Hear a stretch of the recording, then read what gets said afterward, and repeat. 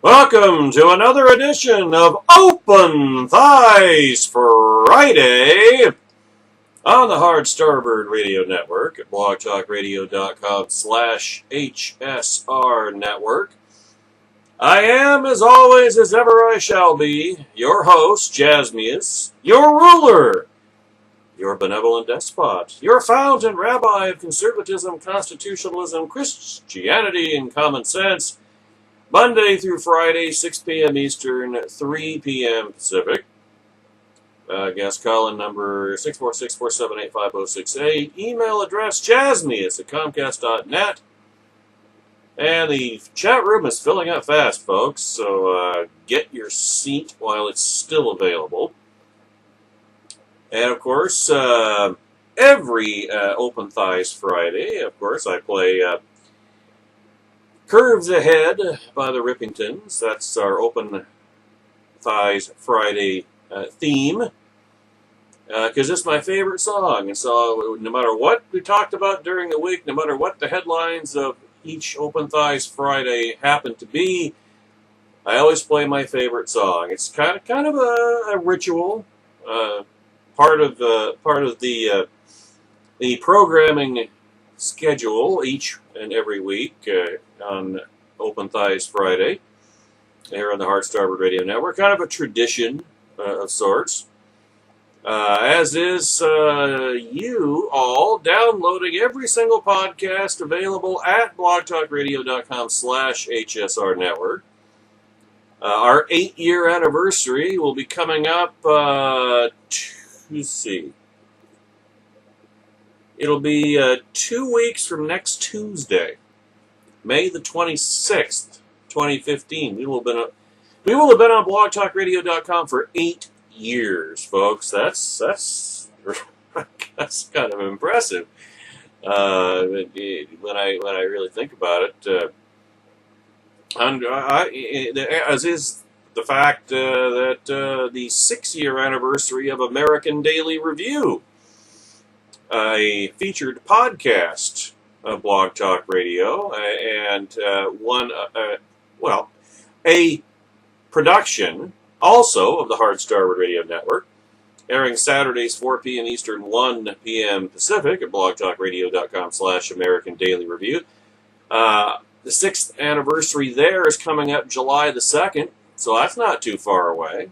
6 years for American Daily Review, 8 years for Hard Starboard Radio, and then of course, let's not leave out the flagship program of the Saturday afternoon extravaganza, of which American Daily Review is the first 2/3.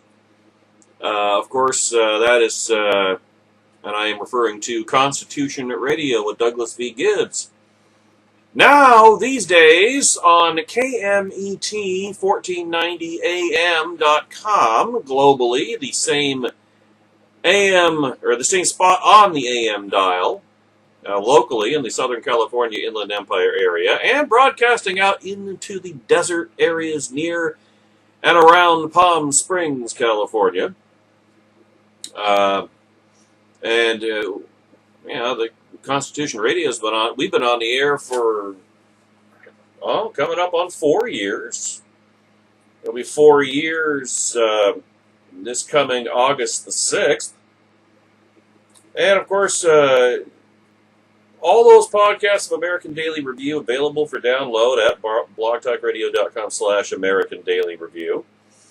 If you want any of the 3.5 years worth of podcasts of Constitution Radio during our run on KCAA AM 1050, 200 episodes to be precise, 200 on the nose, send me an email requesting the podcast by date to jasmius@comcast.net. I'll be happy to send it to you, or send them to you. You can specify more than one, because I got them all.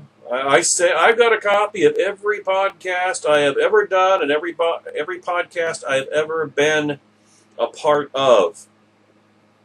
Hard Starboard Radio, American Daily Review, Constitution Radio with Douglas V. Gibbs. Every time I was ever on the old political pistachio radio revolution, I've got copies of all that too, folks. So you name it, you want it, I got it. I'll send it to you. I just specify sending you copies of Constitution Radio Douglas v. Gibbs during the 3.5-year, 200-episode run on KCAA because that podcast page at kcaaradio.com doesn't exist anymore.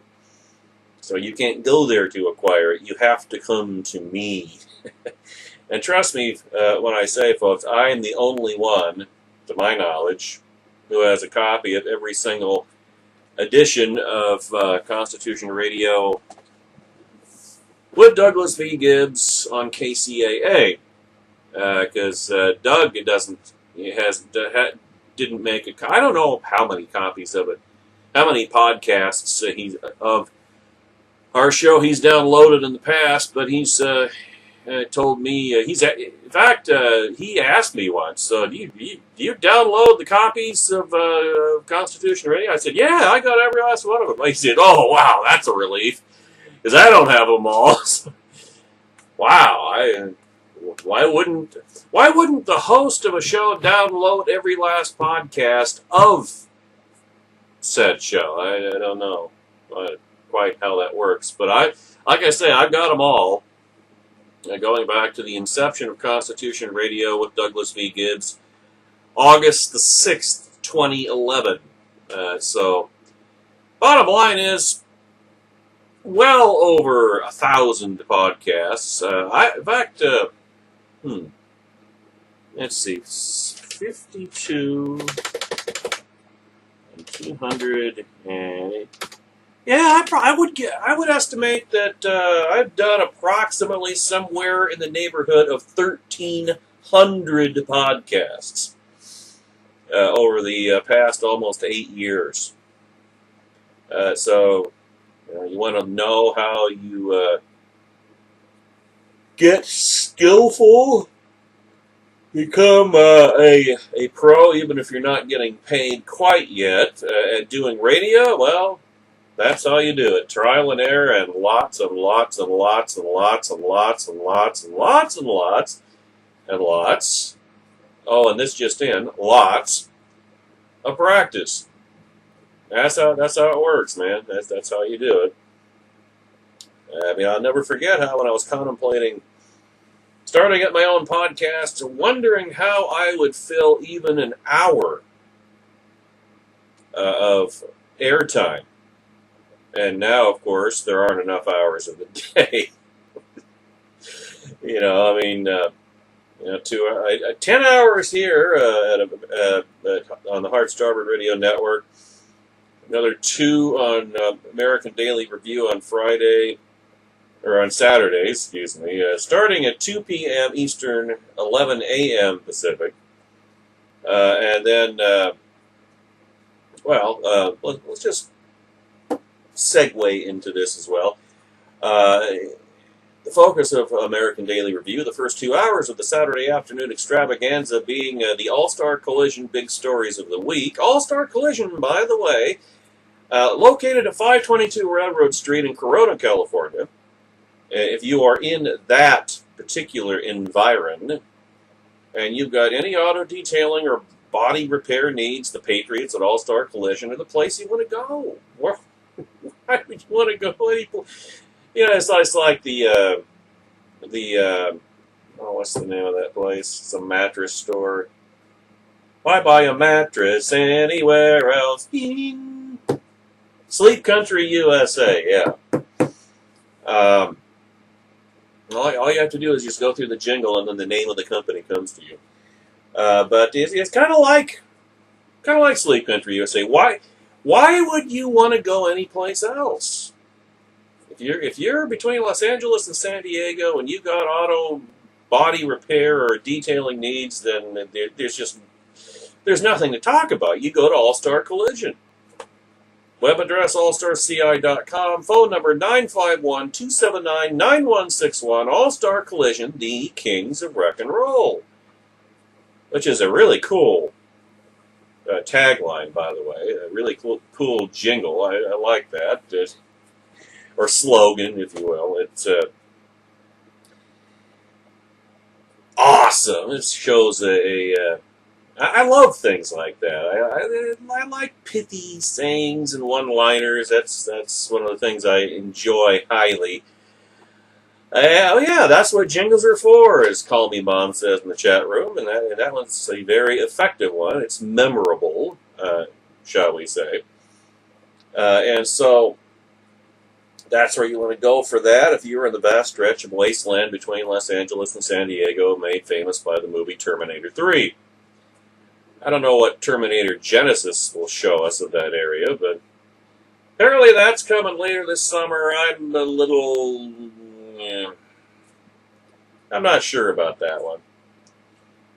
I mean, originally when Terminator 3 came out, I had a problem with that because, I mean, after all, didn't the future get changed when the second Terminator and Sarah Connor blew up, killed off the T-1000, played by Robert Patrick, and then destroyed the Terminator parts at Cyberdyne Systems, and then the second Terminator self-terminated, or had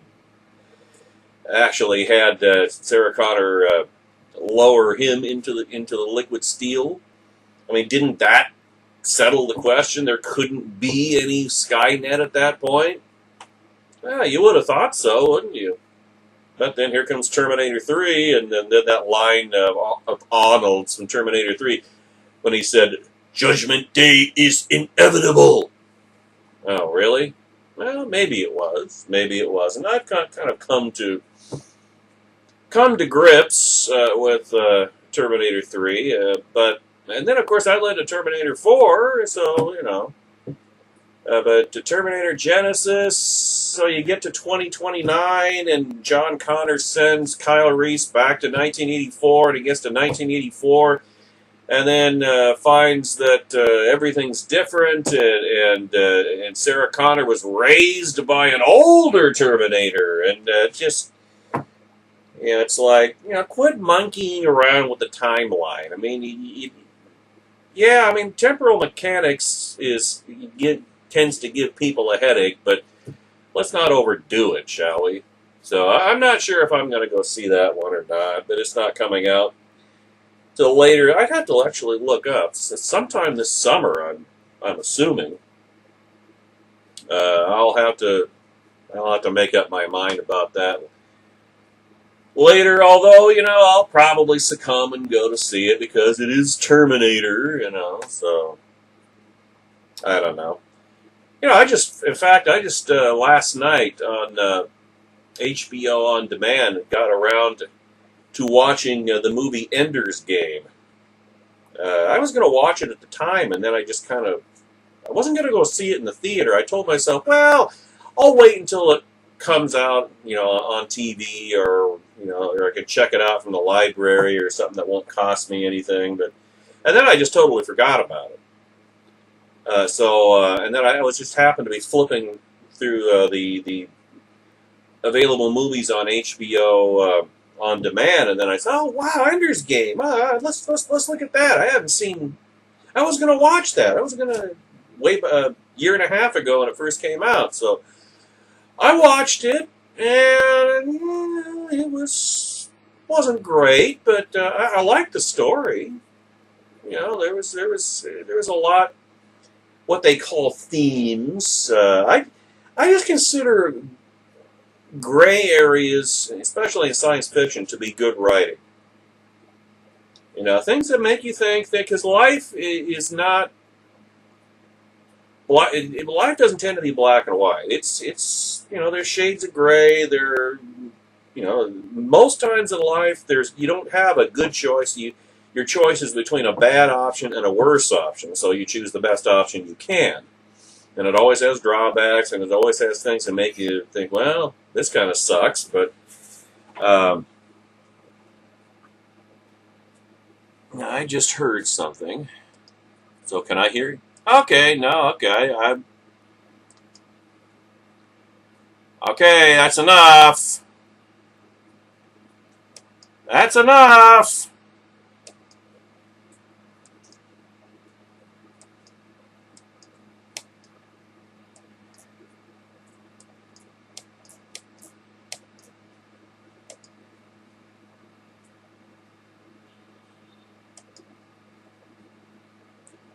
Finally got that shut off.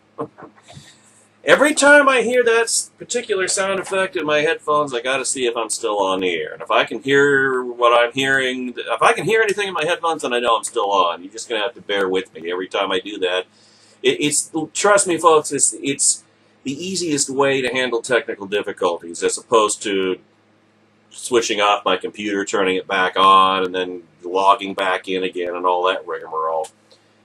I wasn't going to go on for very long regarding Ender's Game. I was just going to mention that it had some good, it had some good writing to it.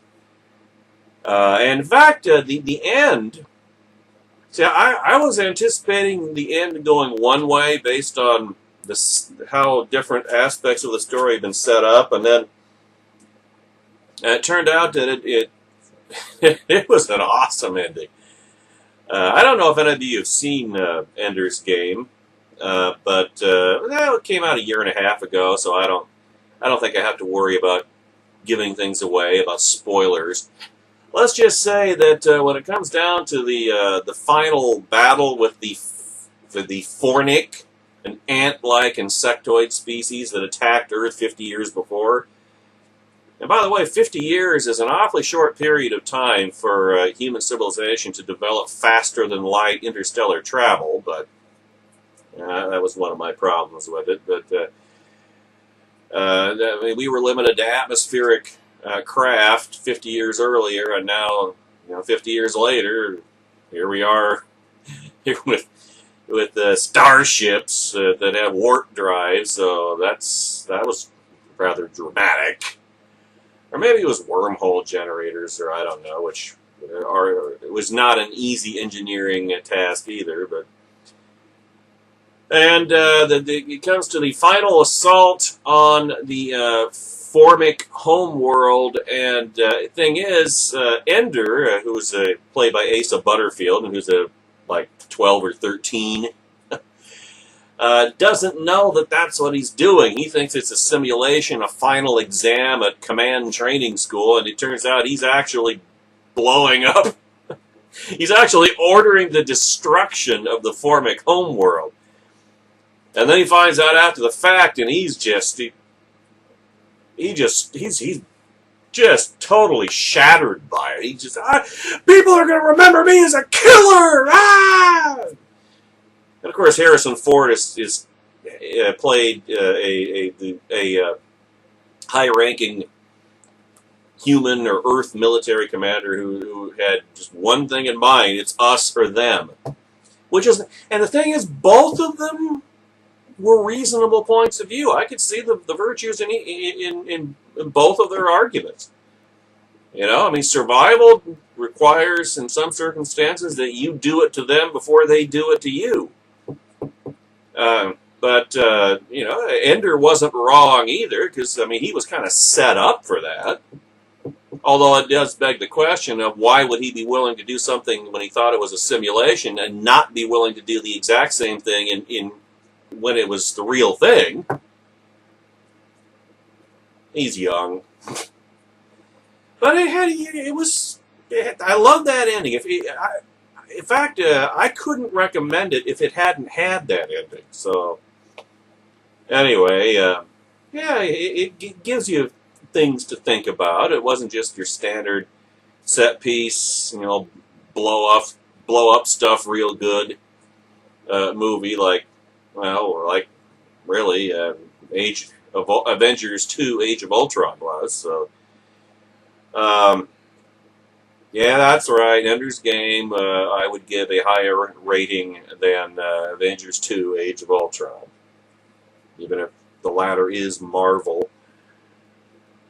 Joss Whedon wept. It's a pity, actually, that's not the reason that he was chased off Twitter last weekend. Anyway, enough Ender's Game talk. And let's not forget our YouTube channels. Final bit of table setting for the podcast today. YouTube.com/HeartStarboardRadio, the home of the jazziest cam footage of the most listened to podcast of each week, and youtube.com/American Daily Review 2, the home of each and every 3-hour Saturday afternoon extravaganza, until such time as we are a 3-hour-a-day weekday program and flagship program of KMET 1490 AM Smart Talk Radio, and KMET 1490 AM Smart Talk Radio is the flagship station of the Political Pistachio Radio Network.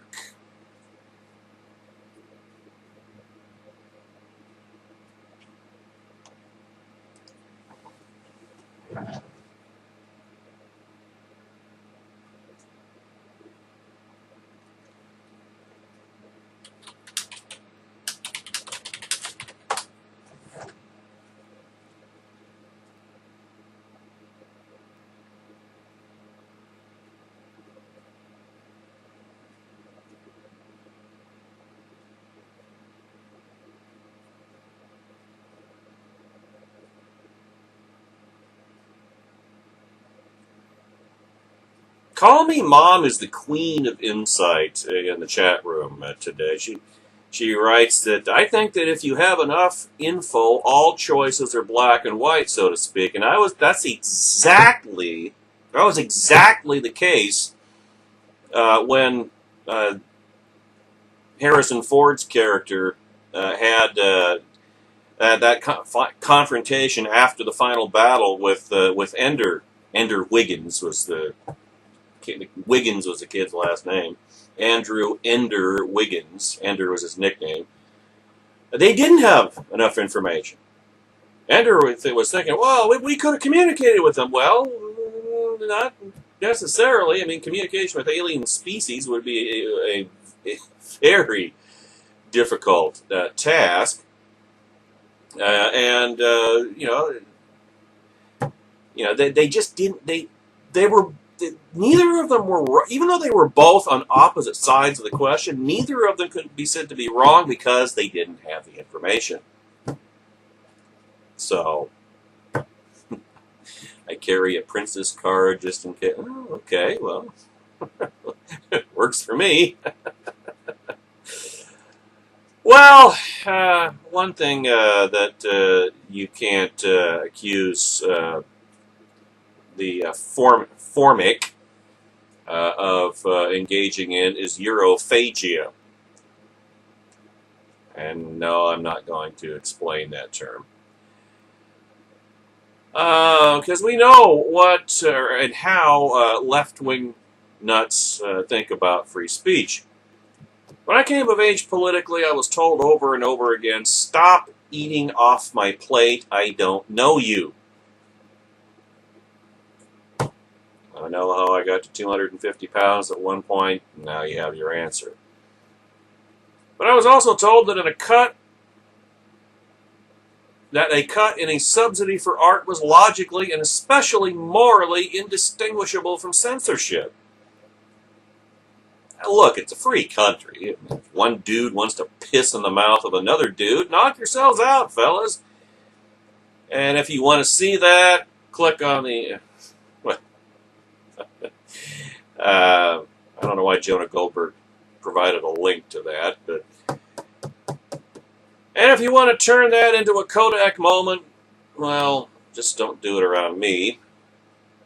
As the dude gasping for breath downstream said, take a picture, it'll last longer. But I'd rather not be involved in any way, shape, or form, nor would I want to be anywhere near it. That means I don't want to watch that kind of stuff. That means I don't want to hear about it. And I certainly don't want to pay for it, not even a little tiny bit. Indeed, given the option, I'd probably pay not to see it. But I wouldn't pass a law banning this sort of thing. I mean, how would you enforce it? I might support some fairly strict regulations, of course. No erotic Europhagia around schools, playgrounds, etc. If you want to drink that sort of thing, put it in a brown paper bag the way Patches O'Houlihan does. Now, I should say that, or at least, well, not a free speech absolutist. I think the notion that we should treat pole dancing like constitutionally protected speech while we try to ban actual political speech is just one of the loopiest manifestations of our popular confusion over the First Amendment. In fact, government support for the arts doesn't offend me in theory, it's just how they do it in practice that bothers me. Specifically, I cannot stand the way new-class bureaucrats think they must be autonomous from the taxpayers who pay their salaries. Imagine if we lived in anything like the Christianist theocracy so many left-wing nuts live in quaking fear of. Evangelical bureaucrats would likely fund art they liked. The professional bohemians would shriek that the state was imposing its values on the rest of us. But when those same people are in driving the gravy train, they think there's nothing wrong and everything right with imposing their bohemian values on the rest of us and making us pay the bill at the same time. Of course, there is a problem that extends far beyond outposts like the National Endowment for the Arts.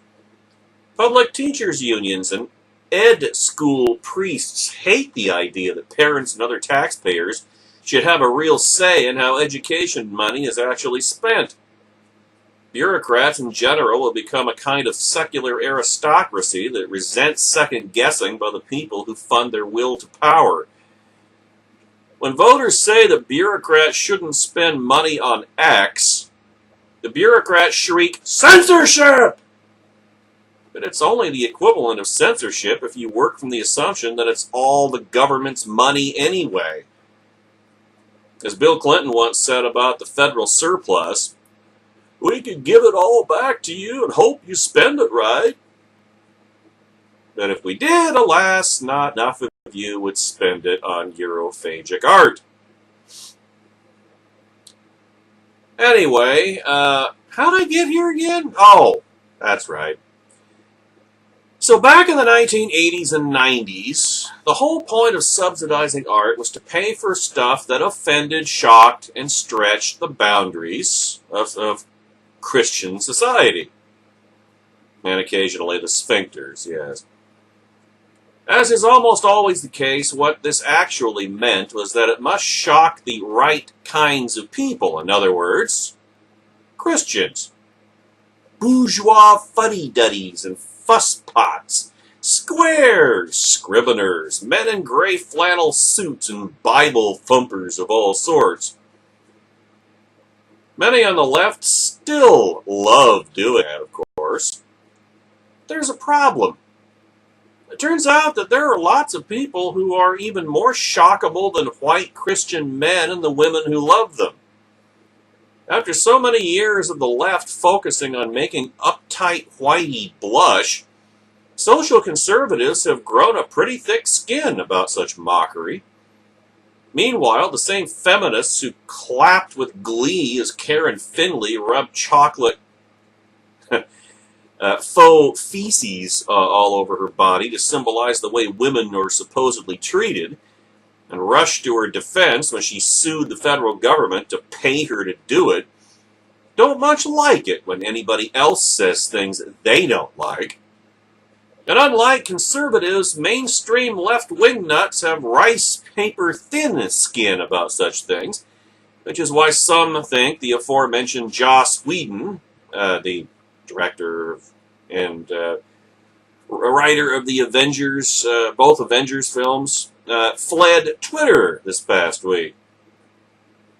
By the way, when Karen Finley and the NEA4 lost their lawsuit with the Supreme Court, Justice Scalia wrote, and I quote, "Avant-garde artistes such as respondents remain entirely free to épater les bourgeois.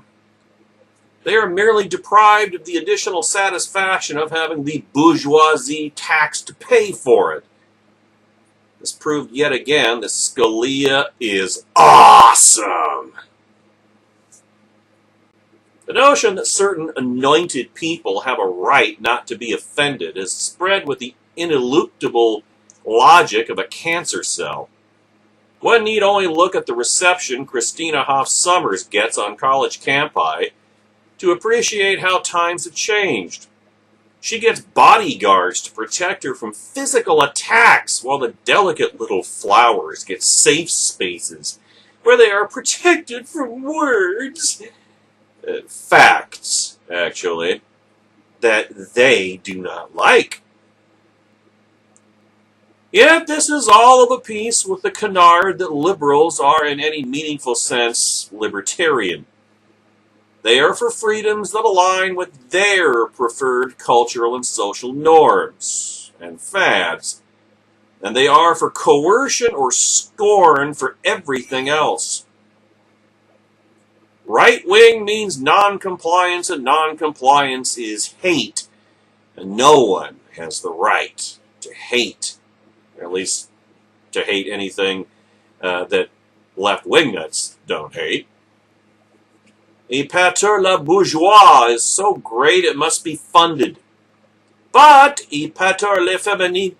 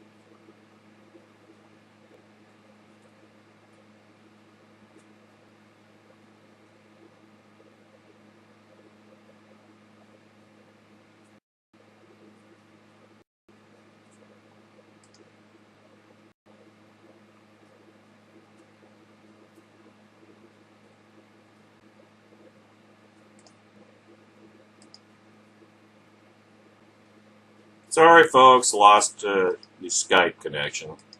Those of you watching on YouTube, well, can't get it back, so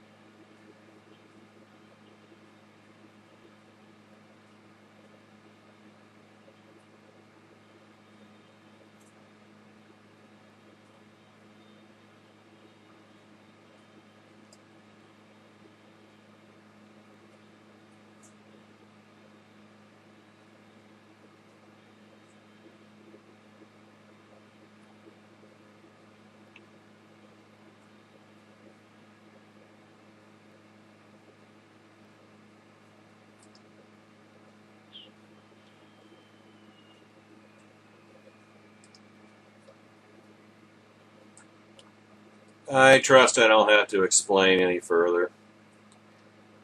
Well, I'll tell you what, the bottom line is that left-wing nuts love anti-religious art as long as it's anti-Christian. and the Christians must be forced to pay for it. To call their stance on provocative art inconsistent is the Grand Bull Moose Gold Medal winner of gaping understatements, but then that's pretty much the case on every issue at the left. So why aren't liberals offering Pamela Geller a federal subsidy? Geller is the blogger activist who organized the Draw Muhammad exhibition in Garland, Texas, which inspired some do-it-yourself jihadists to attack the event. The would-be terrorists chose poorly. They were cut down by Texas lawmen shortly after wounding a security guard. Yeah, there's a big difference between Garland, Texas, and Paris, France, and even not so much Paris anymore. It came out earlier this week that the French government is deploying 7,000 troops on a regular basis to patrol the streets of Gay Paris. I guess they don't have their own version of the Posse Comitatus Act. Anyway, let's hop in the Wayback Machine for a moment.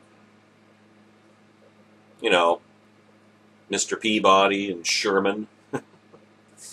In 1986, the National Endowment of the Arts paid about $20,000 for Andreas Serrano's Piss Christ. Serrano pissed in a glass, plunked a plastic icon of the second person of the Trinity, God the Son, on the cross, into it, and then snapped the picture. Wow, is that all you have to do to make $20,000? Wow, who knew? I haven't drained the eel in a while. Maybe I'll... No, first of all, I don't know if they make little icons of Muhammad, and no, they probably don't, do they? Yeah, it's a pity, because I wouldn't mind dropping that in a jar of pee, and of course I wouldn't get paid for it, at least not in dollars. At any rate, I will say the lighting was lovely, but as strange as it seemed to the arts community, some people were offended, although those that were offended didn't grab Uzis and start shooting up art galleries. In 1989, the Corcoran Gallery of Art agreed to host a Robert Mapplethorpe exhibit. You remember Robert Mapplethorpe, right? I should say the late Robert Mapplethorpe, because if memory serves me correctly, he died of AIDS a few years after this.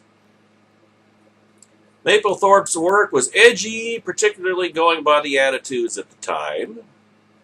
At the time. Oh, jeez. Yeah, there's a depressing implication in that qualification. Or in that suffix, I suppose I should say. There were the obligatory sexual bondage scenes, urine drinking, artistic urine. Is there anything it can't do? And of course, his most famous work, a self-portrait showing a bullwhip going someplace the sun reportedly does not shine. Many social conservatives flipped out, although not to the point of grabbing automatic weapons and going to their local art gallery for target practice. They asked, what the hell are we paying? Why the hell are we paying for this? Now, personally, I think this is a reasonable question, even if you are a huge fan of Mapplethorpe's Hide the Bullwhip. I don't even know. How do you pronounce this? O-E-U-V-R-E. Ouvre or au revoir? Or enjoy seeing the Christian God incarnate loose in the urine drunk tank.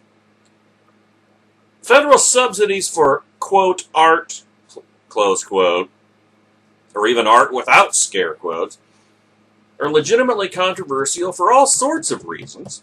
Surely the government has higher priorities. Bureaucrats shouldn't be in the business of picking winners and losers in the marketplace or the art gallery. It's particularly annoying to be asked to fund expression that you find inartistic and obscene. Thomas Jefferson said it well. to compel a man to furnish funds for the propagation of ideas he disbelieves and abhors is sinful and tyrannical. But whenever Congress attempted to curtail funding of offensive art, editorial pages, faculty lounges, and museum boards launched a nationwide elite freakout. In 1989, when the Senate voted to restrict some funding for offensive art, Richard Koshalik, the director of the Museum of Contemporary Art in Los Angeles, told the New York Times that he felt that the vote was a form of psychological tyranny, trying to put the art world in a state of terror. No, Mr. Koshalik. Cutting off your government subsidies is not terror. You want to know what terror is, Mr. Koshalik?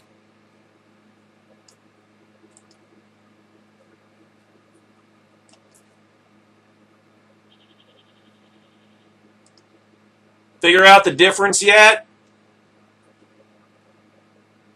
Painter Robert Motherwell exclaimed that for Congress to act as censor is outrageous. The ultimate end is fascism. Oh, you mean like this?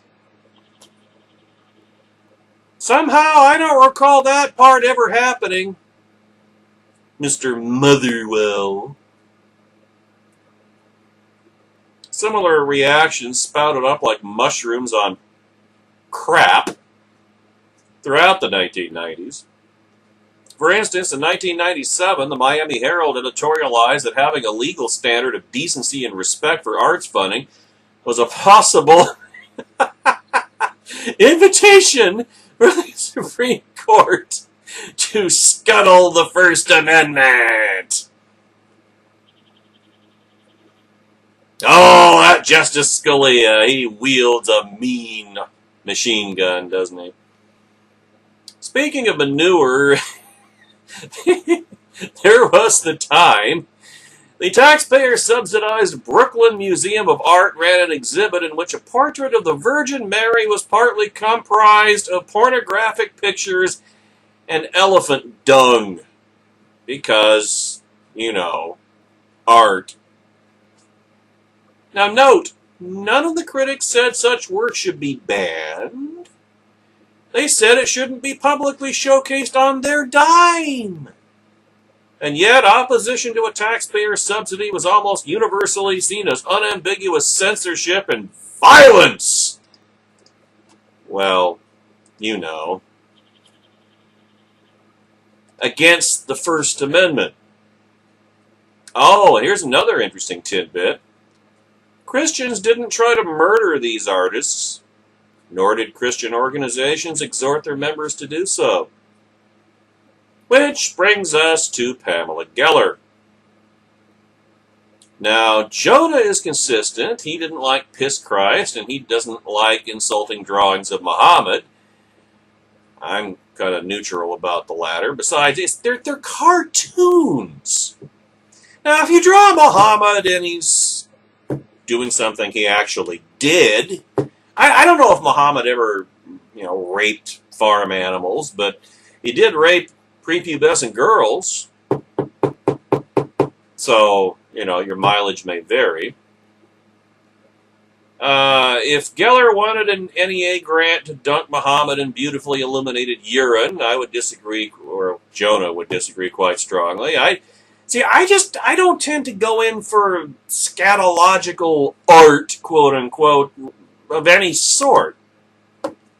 And plus, Geller did not take a sculpture, shall we say, of Muhammad and drop it in a jar of piss. They're cartoons.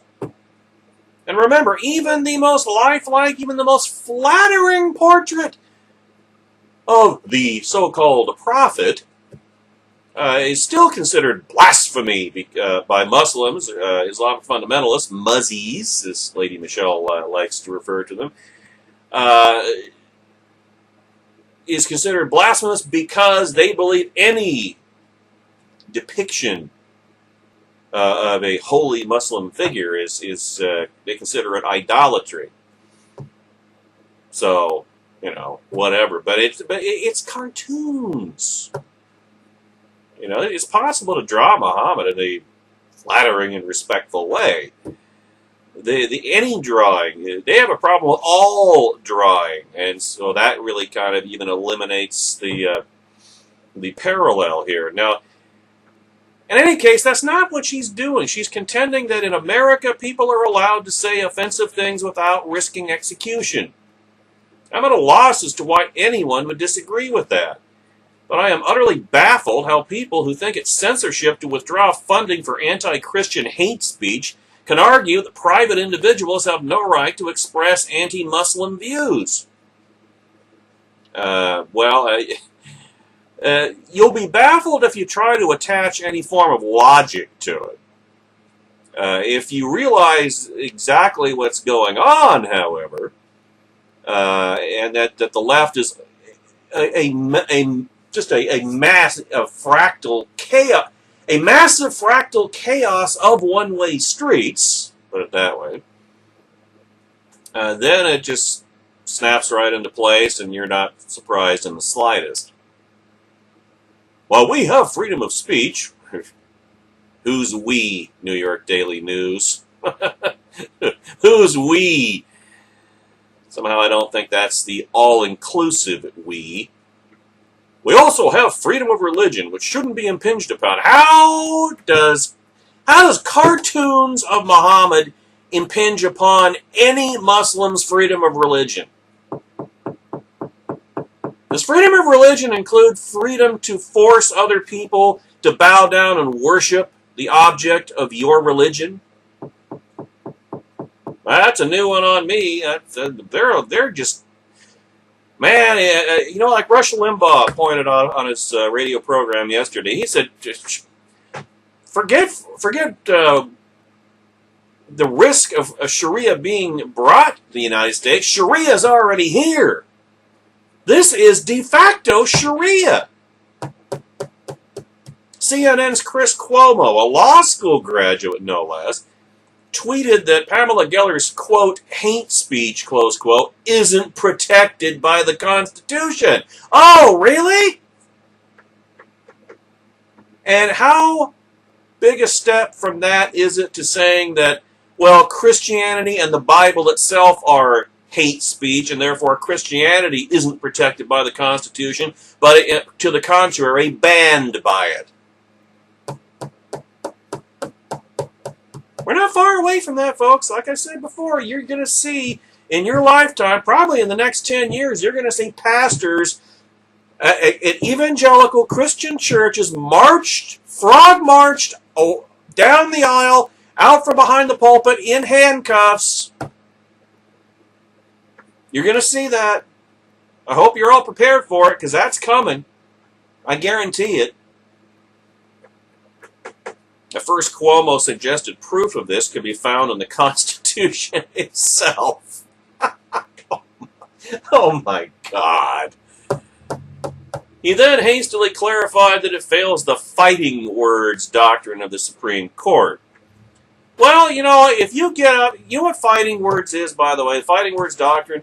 If you go walk up to somebody, get 2 inches away from their nose and start dropping F-bombs on them and insulting their mother and questioning their parentage, that's not protected speech because that's a direct incitement to violence.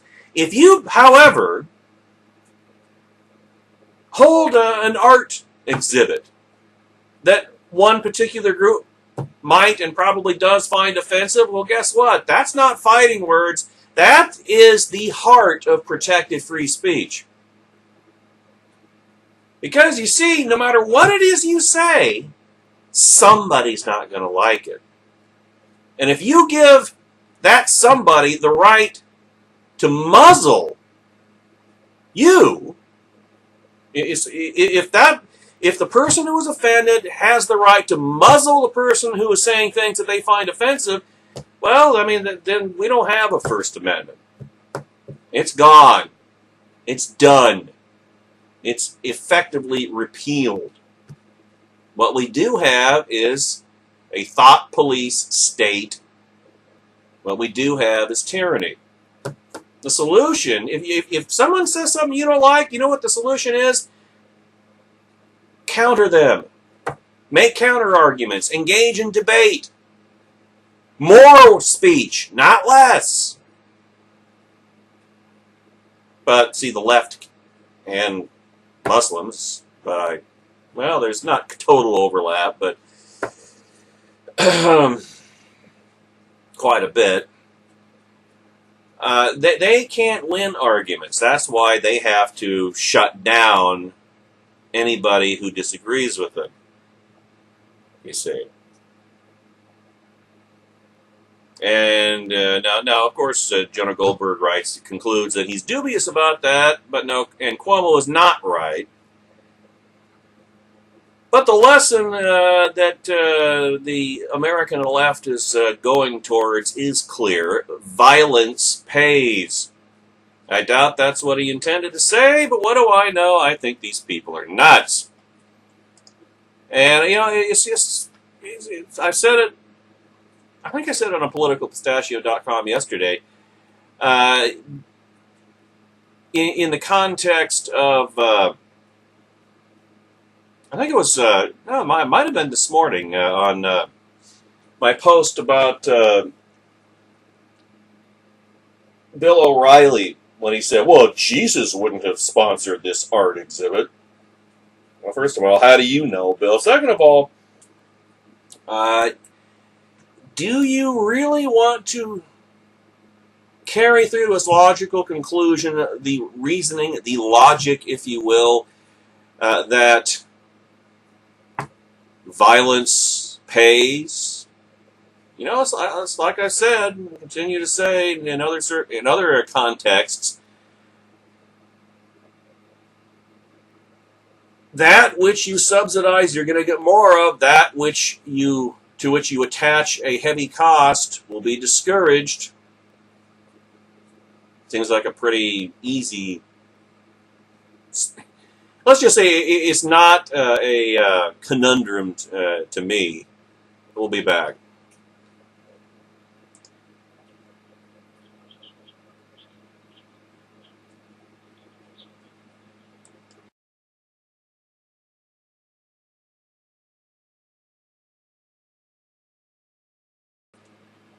Last hour of the week, heading into the weekend, and of course tomorrow, 2 p.m. Eastern, 11 a.m. Pacific at blogtalkradio.com/American Daily Review, another Saturday afternoon extravaganza comes straight to you after a 165-hour intermission. And then, of course, culminating in the third hour at KMET1490am.com, the Constitution Radio with Douglas V. Gibbs. The show that is going places, maybe in a hurry. Actually, Call Me Mom writes, Jesus wouldn't have had to hold an anti-Muslim art exhibit. Sodom and Gomorrah found that out. This is true. Because, you know, Jesus did, as it's recorded in the Gospel, he was always poking and infuriating the scribes and Pharisees, the leaders of the Judaism, of the Judaism, I should say, of his day.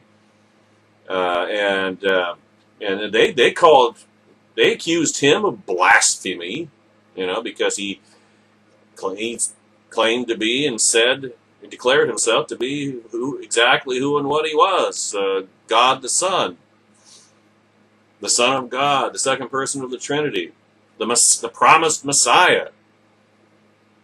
And they reacted angrily and violently against him. So, you know, I mean, he even went in and physically threw the money changers out of the temple to overturn their tables, threw them out. I think he even used a whip. So, you know, it wasn't just metaphorical. So, you know. So just note to Bill O'Reilly, unless the specific action is clearly sinful, can we just drop this presumptuous nonsense about knowing what Jesus would do? You want to know what Jesus would do? Apply his character traits to the situation at hand. But don't presume to know the mind of God. That's all I ask, Bill. All right? Can we just reach at least a modus vivendi? Agree to, like Boris the Animal and Men in Black 3. Let's agree to disagree. It's just Boris! I love that character. That's the best Men in Black character ever. I like Boris better than even than Agent J, quite honestly. I love Boris. Boris is awesome. Although, yes, he did have a significant pedicure problem. Professor Victor Davis Hanson asks the kind of question today at nationalreview.com, or I guess it was yesterday, that you might imagine from a history professor. Why did Rome and Byzantium fall apart after centuries of success? What causes civilizations to collapse from a dysfunctional 4th century BC Athens to contemporary bankrupt Greece? The answer is usually not enemies at the gates, but the pathologies inside them. What ruins societies is well known. Too much consumption, not enough production. A debased currency, endemic corruption. And the inevitable result of all of that is the police state, the mass grave, certainly mass violence. Talking about a revolution, oh, well, Yes, now we're off into Nike shoe commercials. Nike, yeah, it's probably Nike. Is Adidas still? Yeah, I guess Adidas is still around now that I think about it. Americans currently deal with all those symptoms, but two more fundamental causes for decline are even more frightening. An unwillingness to pay taxes and the end of the rule of law. You see where we're headed here?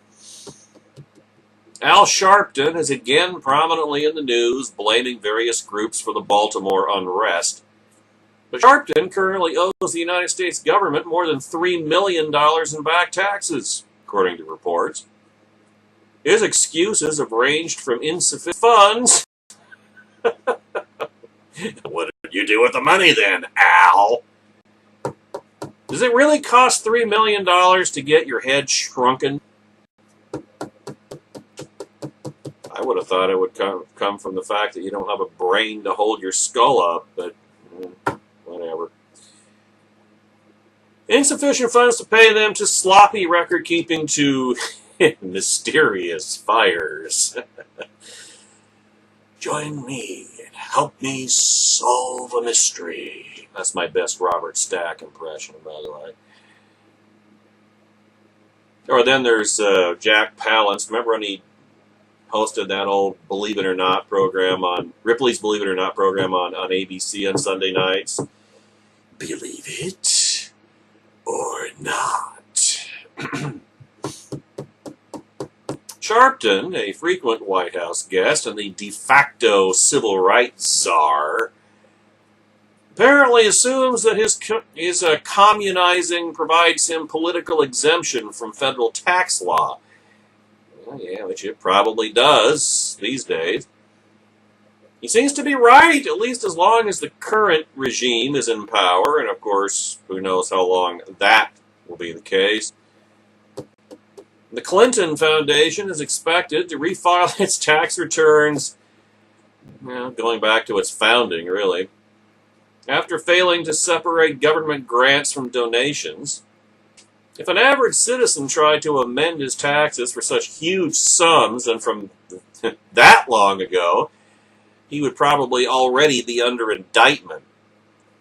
News reports of undocumented donations from foreign governments caught the foundation underreporting its income. The well-connected Clinton clan, or La Clintonostra, as I refer to them, apparently had assumed that their political status ensured them immunity. And why wouldn't they assume that? Hasn't it always? In the current political landscape, ideology also offers cover for tax non-compliance. Two of the most left-wing nut talking heads at the MSNBC-CCCP insane asylum, Tori Neblett and Melissa Harris Perry, Harris Perry, MHP for short, known for their advocacy of higher tax rates on the affluent other than them, turn out to be both quite well off and quite unwilling to pay their fair share of taxes. Reports indicate that Neblett and Harris Perry both owe more than $50,000 in delinquent taxes. Who will police the tax police? Professor Hansen rhetorically asks. The answer, of course, is nobody! Former IRS official Lois Lerner. Lois? No, Lois. Not Loris. It's almost Lomax. No, Lois Lerner. And her subordinates were found to have targeted conservative nonprofit groups for excessive federal scrutiny. While testifying before Congress, Lerner invoked her Fifth Amendment right against self-incrimination, and investigators later found that 2 years of her emails had gone missing in a mysterious computer crash. And if you think that Lois Lerner has been charged, then go stand on your head.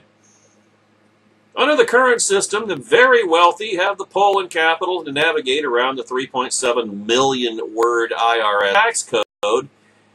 Billionaire George Soros, a proponent of big government and higher taxes, reportedly could face a tax bill of approximately $7 billion after years of deferrals.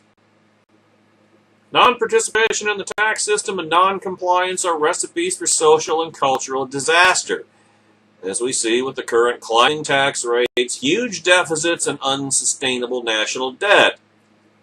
Unsustainable. That's what this is. Unsustainable. We're gonna die. Our laws are becoming as politicized as our tax system. Whatever one thinks of illegal immigration, it's undeniable that under the Obama regime, federal immigration law enforcement is now predicated on politics. The law as it was written suddenly has ceased to exist, at least for particular groups at particular times and places. In the last 6 years, the enforcement of federal laws has depended on their apparent political utility. If elements of the controversial Unaffordable Care Less Act were deemed politically risky, then their implementation was ignored until after an election. If the Environmental Protection Police could not see its agenda rammed through Congress as federal law, then it was implemented by fiat, by executive decree. If the Obama regime reaches a controversial agreement with Iran that will not meet the constitutional test of ratification by 2/3 of the Senate, then it will not be called a treaty and instead be imposed by presidential executive order. Of course, Bob Corker of Tennessee comes to the rescue and gives it a congressional fig leaf. That, of course, forfeits the Senate's Article 2, Section 2, Clause 2 ratification power. Prosecutors have never been more ideologically driven. Marilyn Mosby, excuse me. Senator Bob Menendez, New Jersey Democrat, opposed regime policies on Cuba and Iran, and then now suddenly miraculously faces federal indictments on charges covering a period going back 9 years, ladies and gentlemen. In the tragic Freddie Gray case, Baltimore State Attorney Marilyn Mosby all but assured an angry crowd that she had provided them indictments for murder and manslaughter and thereby expected calm in the streets in return. And wait till she proves unable to back those charges up and the cops are acquitted and walk free. Yeah, I think we know what's coming at that point. She indicted 6 Baltimore police officers on charges that are likely to be reduced or thrown out altogether, but those charges serve the short-term purpose of diffusing unchecked rioting and looting. Warping the law was thought to be more effective in easing tensions than enforcing it. Increasingly in the United States, the degree to which a law is enforced, or whether a person is indicted, depends on political considerations. When citizens don't pay any income taxes or choose not to pay taxes that they owe and expect impunity, a complex society unwinds. And when the law has become negotiable, civilization utterly collapses. It's like I say, the only way that a free society works is if everybody voluntarily plays by the same objective set of rules. And as soon as a large enough number of people stop doing that, as soon as compliance with those rules becomes not just voluntary but politicized, then pretty soon, well, life is all about incentives. I've said that many times.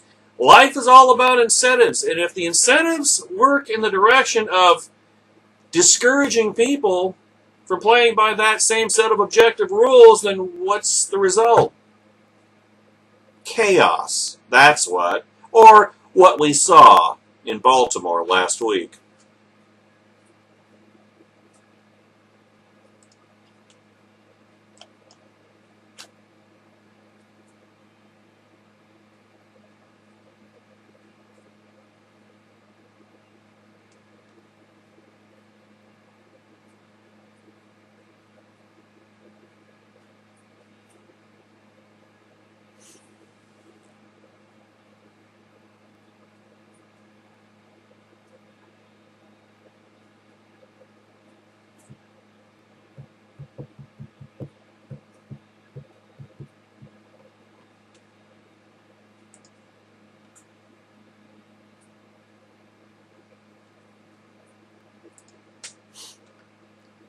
Why does the left consider the mass destruction of capital to be an economic panacea? That's a fair question, isn't it? Kevin Williamson asked it today at nationalreview.com. War is not healthy for children and other living things, despite what Obamerikastan say. You will be a minister of death praying for war. Who would have thought that Gunnery Sergeant Hartman's description of Marines in Full Metal Jacket would end up encapsulating the Obamerikastan economic agenda?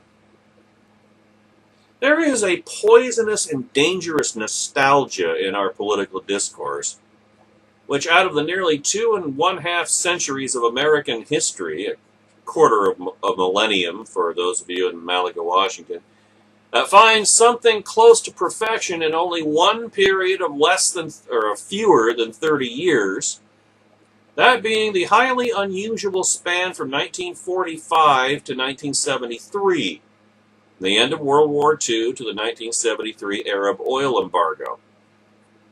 It's a strange sort of nostalgia, though, inasmuch as nobody really wants to return to a 1973 or 1950 standard of living. In 1950, most Americans didn't have water heaters or simple kitchen appliances. 40% of families didn't own a car. Nearly a third of households had no running water, etc. The typical house was a little more than half the size of the typical house today. In paycheck terms, a school bus driver in Houston with some seniority today earns about $44,000 a year. which is more in inflation-adjusted terms than the median household income in 1967, which is $42,545 in today's dollars. There are flight attendants and long-haul truckers and librarians and subway operators who in 2015 can by themselves provide their families with a real standard of living far in excess of what the typical American family enjoyed during the so-called Golden Age. If you really want a 1957 standard of living, you're welcome to it. A good charity will be happy to take your iPhone, computer, extra shoes, television, and the keys to your Honda Civic. You might miss your air conditioning, meals out, vacations, etc., but you will be living the middle-class dream. Our standard of living in the post-war years was low, but it was rising, which is really the key, and rising more quickly than it had during the experience of most of the young veterans manning the assembly lines. The post-war era was not, in fact, the strongest period of economic growth in the United States, or the period with the most dramatic increase in standards of living. That happened in the years between the end of the Civil War and World War I. If you want to pray for something, pray for an era in which mankind does not demark its history from war to war to war. Our real standard of living is still rising. Well, no, it's not. Our standard of living is declining, actually.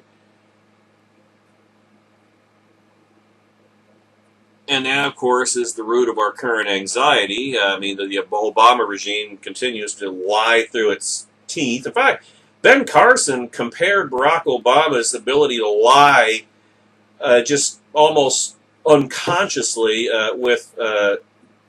He didn't call Obama a psychopath, but he compared him a psychopath because they're smooth and they can lie just effortlessly and convincingly, although I don't think Barack Obama's ever been a convincing liar. His is the affirmative action presidency. I think that I don't think he's anywhere near the political tactician and actor, shall we say, that Bill Clinton was, but Barack Obama's black, so that covers any shortfall.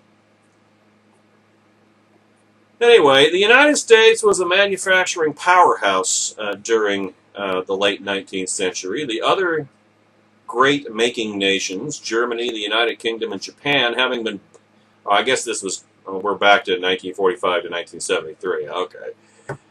The other great making nations, Germany, the United Kingdom, and Japan, having been bombed to smithereens and their workforces literally decimated in some cases. The numbers are horrifying. 9 million dead Germans, 3 million dead Japanese, more than 20 million dead Russians. There were only 500,000 dead Brits, but the country's industrial infrastructure was ruined. Without failing to appreciate the sacrifice of those who gave their lives, the position of the United States, its cities unscathed, well, the Red Skull came close, I suppose. Its dead, amounting to less than 0.3% of the population, was enviable. We were the last major country standing. We didn't have any competition. 1945 to 1973. Now one can look back at the immediate post-war era and cherry-pick whatever policy one likes, crediting it with the generally satisfactory state of affairs in those years. The relatively high tax rates and strong unions of the Eisenhower years, if you're an Obamunist. The relatively small public sector footprint and stable families, if you have 3 brain cells to rub together. The desire to return to that state of affairs is alluring for some. Writing in Salon this week, Connor Lynch is positively wistful. Quote, "The mass destruction of capital around the world created a much more even playing field than before, while also placing the United States at the forefront of the world economy." Destruction of capital is a cute way of describing the slaughter of some 80 million people and the burning of their cities. There were good policy decisions and bad. in the post-war era, but the fundamental fact of economic life on this planet during that time was that humanity was rebuilding after the single worst event in its history, recorded history anyway, a conflagration that killed more people than the Mongol conquest and the Chinese Civil War combined.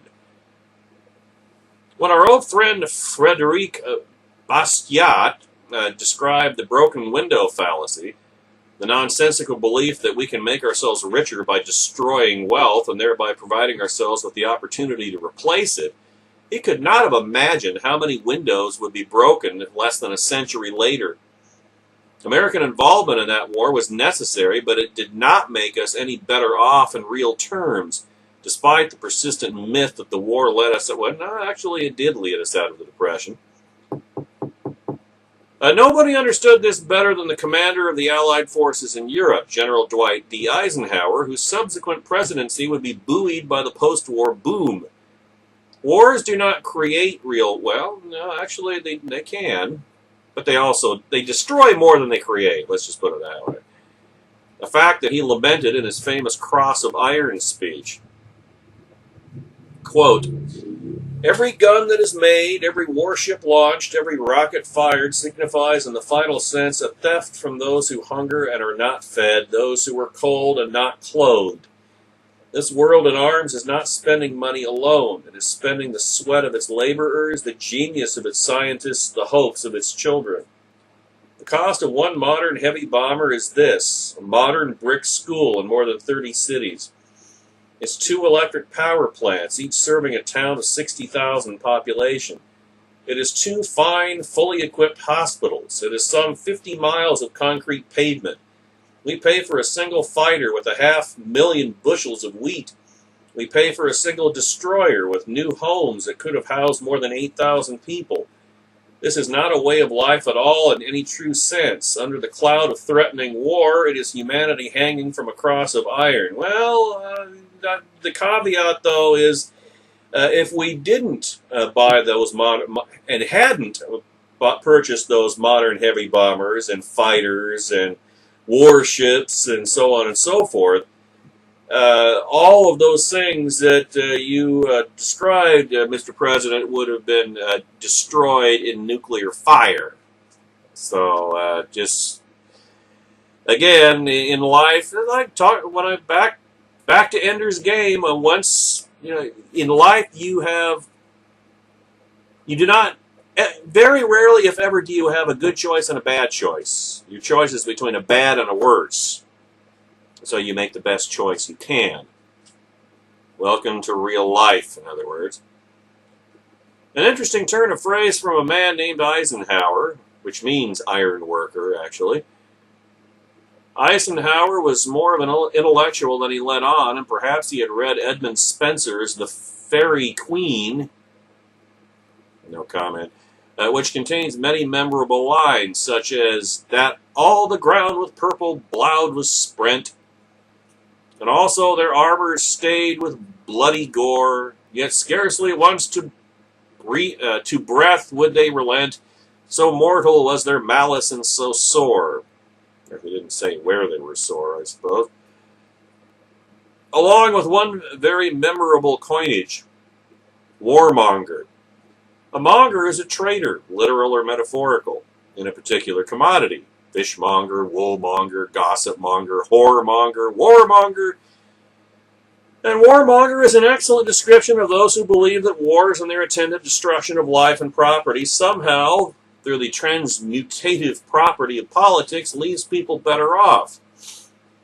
They're peddlers of destruction, like Tony Stark was deceived into believing that he was in the first Iron Man movie. Of course, on the other hand, if there really were such a thing as arc reactors, I wouldn't have any problem with him going into the clean energy business. Of course, there's no such thing as clean or dirty energy. There's just energy. The arc reactor worked.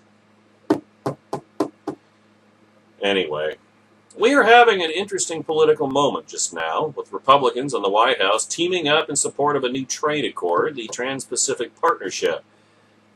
that would liberalize the exchange of goods and services among 12 signatory nations, mainly high-income, trade-oriented countries that already do a great deal of business with one another. United States, Australia, Brunei, Canada, Chile, Japan, Malaysia, Mexico, New Zealand, Peru, Singapore, and Vietnam? One of these things doesn't belong. And, well, I guess Brunei, the presence of Brunei in this deal would explain the trans. Maybe it should be the extra-Pacific partnership, because, I can read a map, and Brunei ain't anywhere near the Pacific, but, again, whatever. With the exception of those under White House discipline, Obamerikastan are almost universally and uniformly hostile to the TPP, as indeed the left is generally hostile to all international trade. They are not trade mongers, but what is it that they are selling? A 28-year post-war boom is long gone. The Germans and the Japanese reminded the world that they are very good at building things, and the Chinese, Indians, Koreans, and many others have shown themselves to be capable producers. And though there is a tension in writing it, while ISIS and Al-Qaeda continue their depredations around the world, this has been an era of remarkable peace among nations. The result is that the world, including our little corner of it, is in material terms better off than it has ever been. The United States has not fallen behind. Well, we are now. In fact, we have now. We have fallen behind, but up until the past 6 years, the United States had not fallen behind. Our manufacturing output was, in real terms, higher today, or higher at the time than it was in 1950 or 1960. It's just that the rest of the world caught up and then passed us, of course. Only a monster could resent that, given the alternative: hunger, privation, misery, disease, filth, human stagnation, and their inevitable companion, war. There is only the war. So be it. The United States can and should and generally does embrace that. Well, not war, especially not now. Our best companies are global, our best industries are global, and our best domestic products have been made immeasurably better through global competition. Would you want to rely on a 1973 GM product to get you to work or to get your child to an emergency room? And we are, as a nation, at our best when we meet the world with generosity rather than resentment. Fighting HIV in Africa, helping to end famine in India and elsewhere, working to provide clean water to people around the world who lack that most essential commodity, all of which contributes to global overpopulation and a Malthusian catastrophe in which we drown in our own poisons, which leads to war. But I guess we don't need to look at the picture in that big terms. Those are not the actions of a nation that cannot handle open trade with Canada or Singapore. Wow, how far does this go on anyway? Actually, that goes on too far. So let's just move on.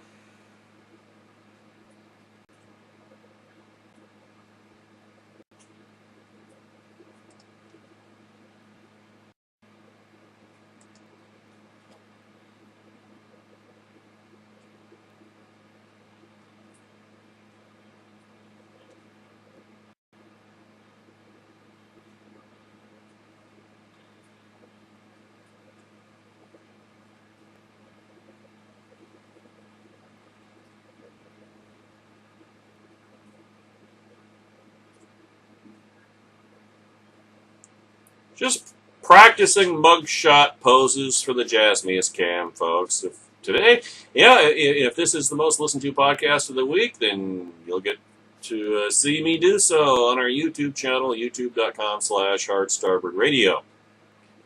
There's something to look forward to. So, last night, the Brits had an election. And tell me if this doesn't sound familiar. All the pollsters were positive that the ruling British Conservatives were in trouble and they were going to go down and Labour was going to rise again. And then the British Conservatives won an outright majority in Parliament.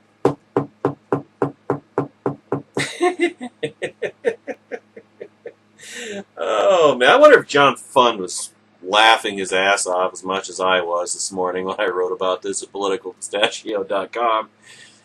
3 times in the past 50 years, British pollsters have gotten an election wrong. Each time they have underestimated the Conservative vote and been, well, they're never chastened. They wouldn't keep making the same so-called mistake. In other words, they wouldn't keep engaging in wishful thinking and corrupt polling psych ops. Each time they have, well, the Conservatives may win enough seats that they did win enough seats. They won an outright majority, folks.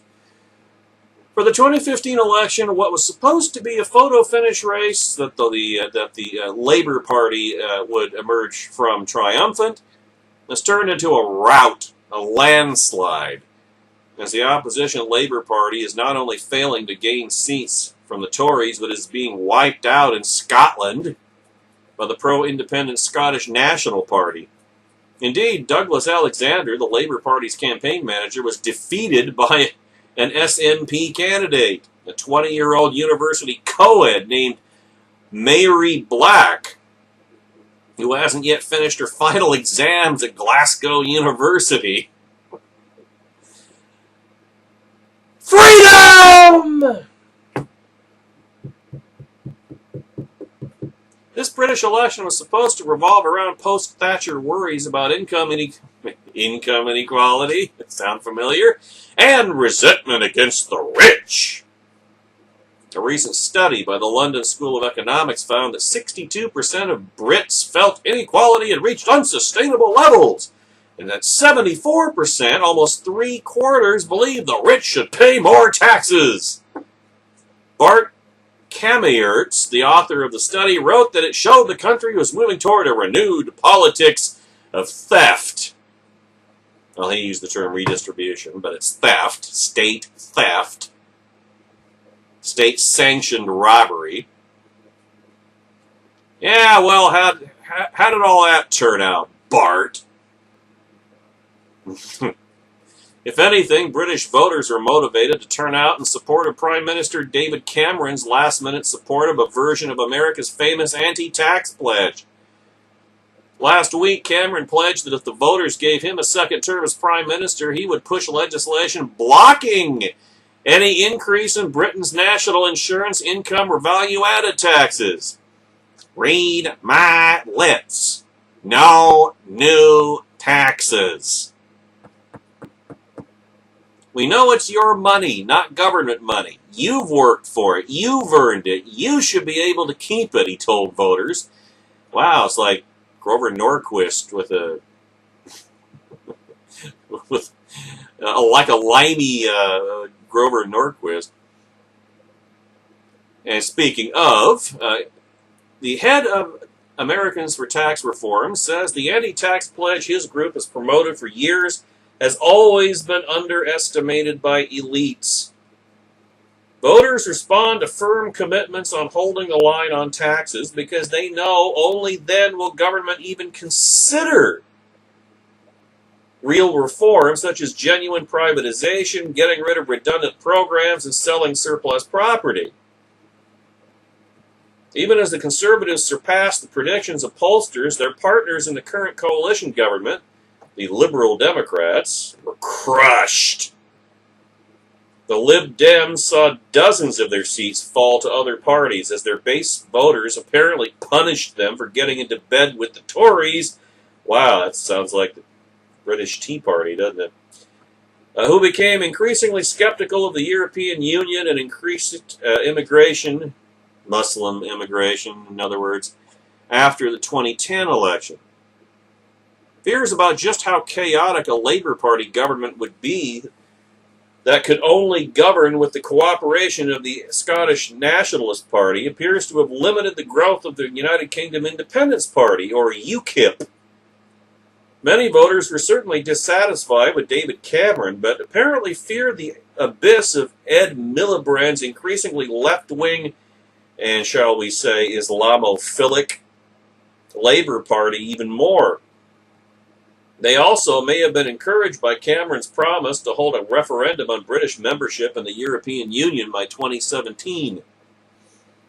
Political analysts will be mulling over the British election results for some time, and, of course, drawing all the wrong conclusions from it. Many will say it shows voters are willing to support a party that pursued an agenda of spending, restraint, and tight money and was beginning to deliver economic gains. Others will say Labour simply didn't persuade voters in the end that Ed Miliband had the gravitas they were looking for in a prime minister. The collapse of Labour's strength in Scotland doomed it and augurs a return of the issue of Scottish independence sooner than anyone predicted. But to my mind, the election showed that, as often happens at the end of a campaign when voters finally focus on essential issues, it is conservative parties that more often benefit from last-minute shifts in support. Voters may be slow to make up their minds, but when confronted with clear choices, they often pull the lever for common-sense policies and reject experimentation. Those tendencies aren't easily unearthed by pollsters, but they seem to assert themselves when voters are confronted with the kind of real choices they faced in Britain and that we face right here at home.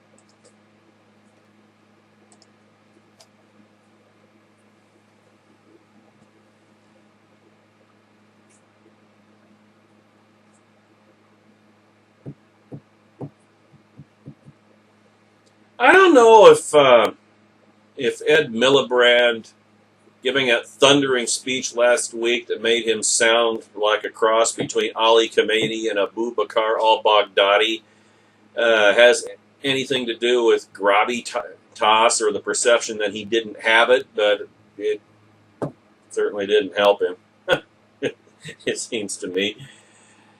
Imam Miliband, yeah, that's what he sounded like. Well, like I say, the Brits did win in a landslide, and I tell you what, yeah. Now here's the thing to take the lesson to take away from that on this side of the pond. You know how I said yesterday something to the effect that this is, I think, one of those rare instances in which all the pundits' trademark pessimism is perhaps unwarranted? No, I don't think the Democrat nominee, whoever that is, will fail to carry California next year. But if it is Hillary, and I don't think it will be, but if it is, and the GOP has the collective sense to nominate, well, let's just say a certain governor of Wisconsin you may have heard of, and if Barack Obama allows the election to take place, I think the built-in Democrat Electoral College majority conventional wisdom will be Hulk-busted wide open. I said that yesterday, politicalpistachio.com. And you know how they say that where Britain is today, America will be tomorrow, or words to that effect? Well, accordingly, is not the British election cause for the right to be optimistic and even, dare I say it, bullish about 2016? British Prime. Oh, this quote is from the Washington Post. British Prime Minister David Cameron prepared to form a new government this morning, while an ashen, that's a great description, an ashen Labour Party leader, Imam Ed Miliband, conceded defeat after voters defied predictions of a deadlocked election and put the Conservative Party into an outright majority in the British Parliament. And then it goes on to talk about what is no longer applicable because they did win an outright majority. Now, what was the conventional wisdom? Oh, yeah, that the Tories were in trouble, that Labour had insurmountable advantages, and that Muzzy-loving Miliband was inevitable. Didn't turn out that way, did it?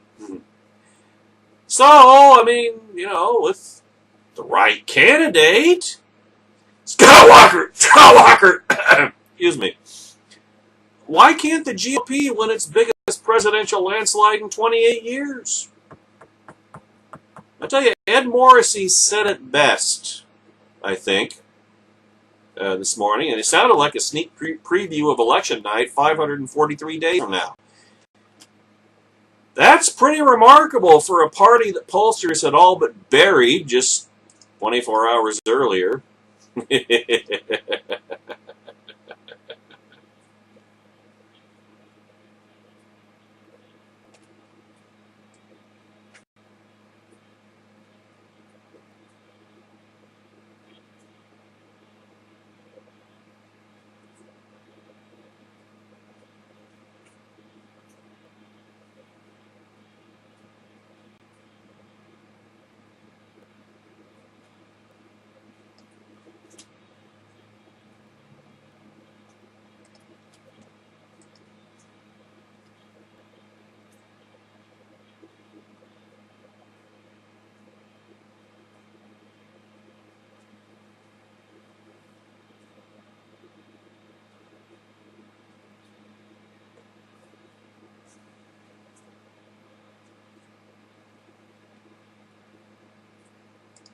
And, oh, there it comes. I was going to say, doing what I so often do here on the Starboard Radio Network, bridge until such time as the page actually comes up on the screen.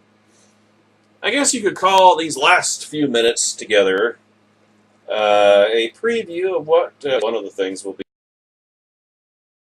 be discussing on Monday as we embark on another week on the Hard Starboard Radio Network, and that is the different aspects of what Barack Obama could and may be using to set up an eventual declaration of martial law between now and the fall of 2016. One case in point, the question of why does Obama let illegal alien criminals run around free? Why doesn't he deport them? Why doesn't he get rid of them? Why doesn't he lock them up? Does Obama, DeRoy Murdoch asks, have it out countrymen, or does he simply not give a damn about his fellow Americans? Yes. Of course, it depends on how you define countrymen. But this inescapable question occurs in light of Obama's release of 66,565 convicted illegal alien criminals over the past 2 years. Rather than deport these violent lawbreakers to their homelands, Obama sets them loose on the streets of America, near your homes and mine. According to data that Immigration and Customs Enforcement, ICE, baby, delivered to the House Judiciary Committee last month, ICE released, not ISIS, ICE released 30,558 illegal alien criminals from federal custody into the general population last fiscal year. To use more sensitive language, these, I don't like sensitive language, so we will just continue with the bare bones facts. These illegals collectively were responsible for 79,059 convictions.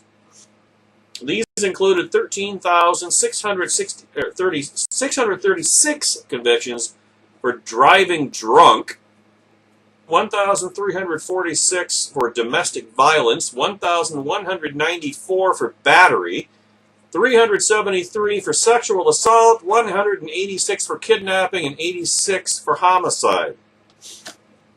This outrage followed an even larger lawful jailbreak in the previous fiscal year, 2013, when Obama freed 36,007 illegal alien thugs. Yes, I said thugs. Yeah, that's right, I said. Thank you, Mark Levin. They jointly shared 87,818 convictions. Among them, 15,635 driving, 1,317 for domestic violence, 1,267 for battery, 426 for sexual assault, 303 for kidnapping, and 193 for homicide. That's murder for those of you in Malaga, Washington.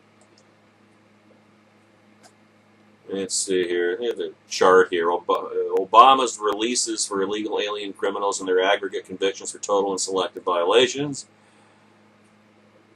Moreover, federal facilities for holding illegal alien hoodlums, there's a term you don't hear very often anymore, are barely three-quarters full.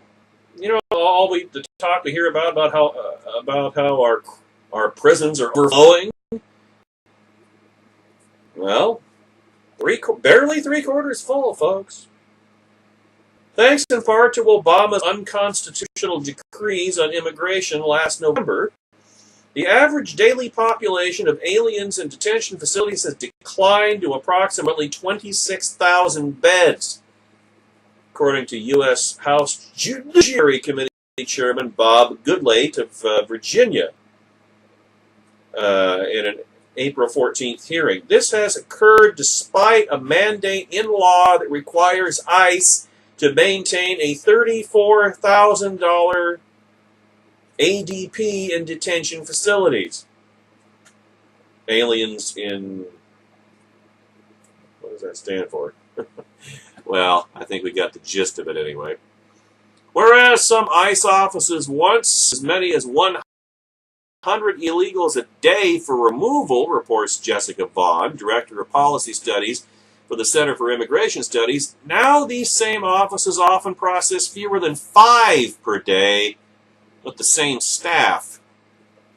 So, law-abiding American citizens are in jeopardy of being hurt or killed by convicts who should be booted from this country altogether. Shot out of a cannon would be appropriate, it seems to me.